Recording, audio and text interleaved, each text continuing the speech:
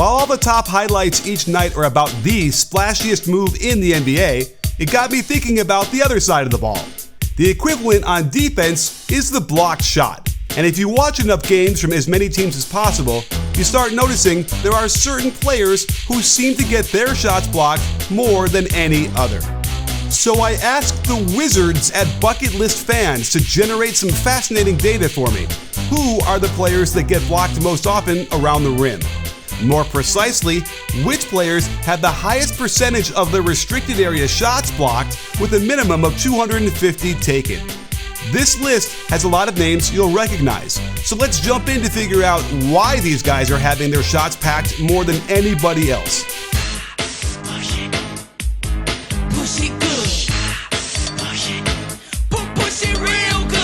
At the top, we've got none other than Russell Westbrook. And it was Russ who gave me the idea for this video after watching a bunch of Lakers footage for something else, and I noticed he was getting his shot blocked an awful lot. As his bounce has diminished, he's opted to try and initiate contact a lot more on his drives, hoping the refs will give him the call. This method might have worked several seasons ago, but the refs in the NBA today have clearly decided to allow more contact around the basket the past couple of years, and Russ gets so caught up in trying to force the issue that he gets in bad positions that limit his ability to get off the floor. In today's NBA, it's extremely risky to take this approach and hope to get bailed out by the referees. Even someone with the star power of Russ won't get the benefit of the whistle anymore, yet he hasn't adjusted his game to try something else. Another common theme is forcing shots up around the rim where there are simply better options on the floor. On these next two clips, you'll see Russ initiating contact through the defender while also missing wide open shooters from beyond the arc. With a premium on getting open three-point shots, the better decision here is to fire the pass out for the shot. One other pattern I detected on many of these blocks is Westbrook's reliance on the inside hand finish. Here he tries to muscle into the body of Kevin Huerter, but then releases the ball with his right hand on the left side of the hoop, making it easier for the block shot to occur if there's no call with the body. Using the inside hand has advantages like putting your body between the ball and the defender, but it also leaves you susceptible to the help defense rotating over easily to bat it out of the air. And if you can't get off the ground as well as you used to, then exposing the ball like this when defenders are ready for it will get the shot blocked out of your hand before it gets halfway to the hoop quite a lot. There's no question Russ needs to develop some different techniques to finishing if he wants to get off the top of this list, but in this stage of his career, I'm not sure you can teach an old dog new tricks.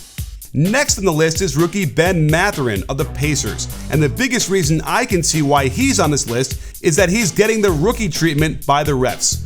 While we just talked about how the refs are letting a lot more contact go, especially if you're the one initiating it, on so many of Mathurin's drives, he's not trying to draw contact, yet there is plenty of it, and he doesn't get the call while his shot is returned to sender.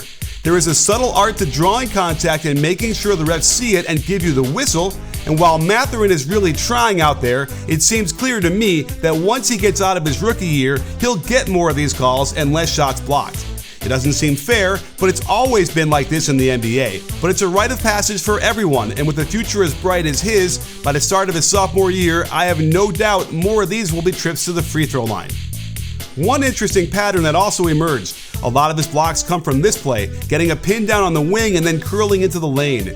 It's clear he gets into scoring mode on these plays and is simply not looking to pass. And God bless these young players with all the energy in the world and the ferocious aggressiveness to attack the rim at all costs. But if I'm Rick Carlisle, I might cut down on this play a little bit or get Mathurin to either kick to an open shooter a little bit more or go to the pull-up jumper.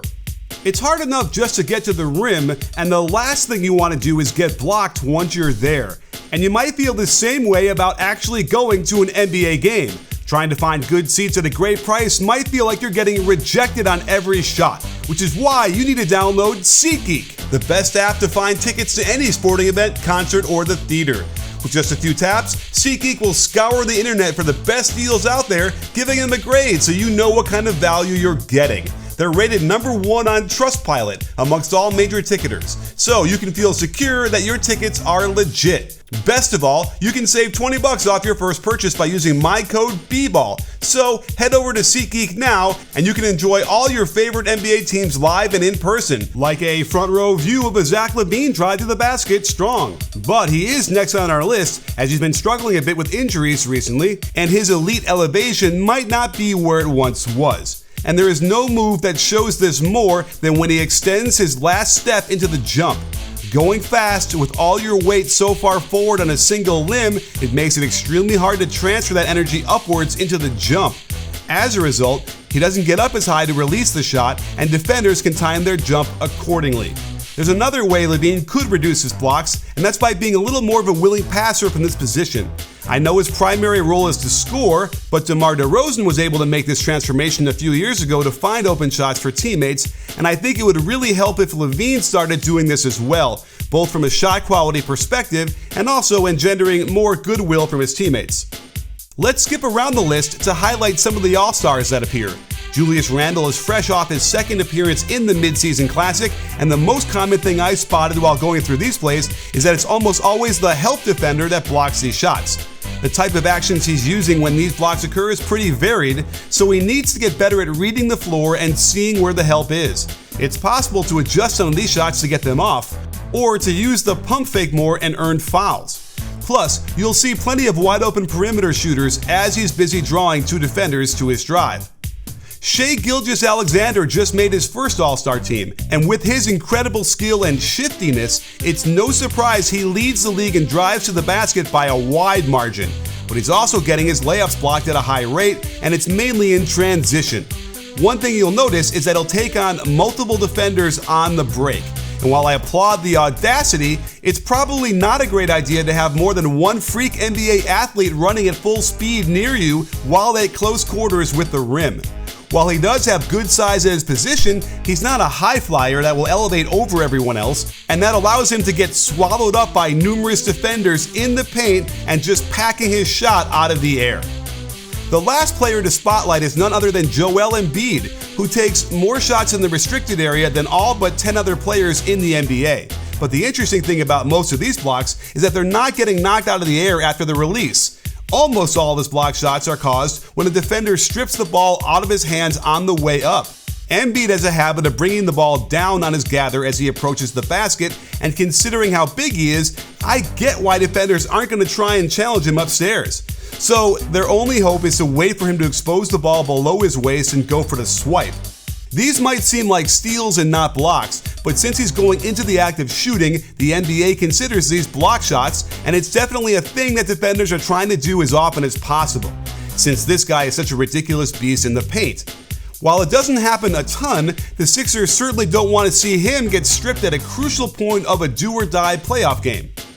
So there you have it, sports fans. These are the players who get their shots rejected most often, and why it happens so frequently.